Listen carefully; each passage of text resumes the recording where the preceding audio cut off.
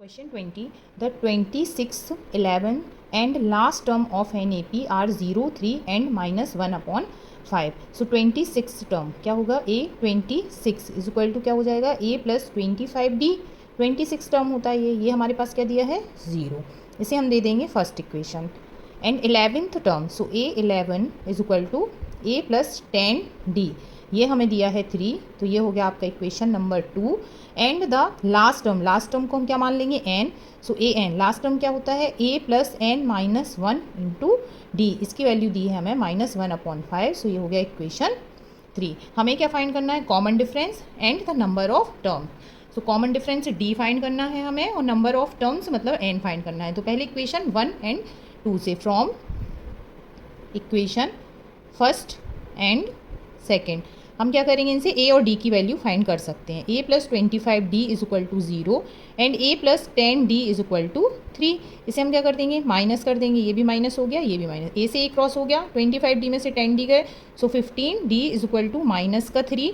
So d is equal to -3/15. So d is equal to minus का 1/5. d की value आ गई minus का 1/5. किसी भी इक्वेशन में हम पुट कर देंगे तो हमें a की वैल्यू आ जाएगी. Put d is equal to -1/5 in equation 1 में पुट करेंगे हम. सो a प्लस 25 और d की वैल्यू क्या है, -1/5 इज इक्वल टू 0. 5 5 जा 25. सो a -5 प्लस और माइनस मिलके माइनस हो गया, is equal to 0. So a is equal to 5. तो a की वैल्यू आ गई हमारे पास 5. हमें कॉमन डिफरेंस से d फाइंड करना था. सो कॉमन डिफरेंस से d तो हमारे पास आ गया, a की वैल्यू भी आ गई. a की वैल्यू हमने क्यों निकाली, क्योंकि हम इक्वेशन 3 में a और d की वैल्यू पुट करेंगे. सो हमारे पास क्या आ जाएगा, n आ जाएगा. सो इक्वेशन 3 आपके पास क्या है, a plus N minus 1 into d is equal to -1/5. So a की वैल्यू क्या है 5 plus N minus 1 into d की वैल्यू क्या है, माइनस का 1/5 इज इक्वल टू माइनस का 1/5.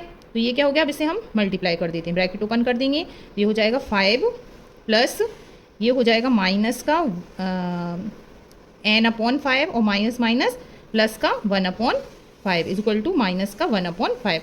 नंबर्स को हम इस तरफ कर लेंगे. सो माइनस का n/5, n वाला टर्म हम यहीं लिखेंगे, इज इक्वल टू माइनस का 1/5 और ये वाला 5 इस तरफ जाएगा, सो माइनस का 5 और ये वाला 1/5 जाएगा, सो ये भी माइनस का 1/5. इन तीनों का कॉमन क्या आ जाएगा, नीचे 5 आ जाएगा, ऊपर क्या हो गया माइनस का 1, माइनस 5 बन जा 5, सो 5 5 जा 25 और माइनस का 1.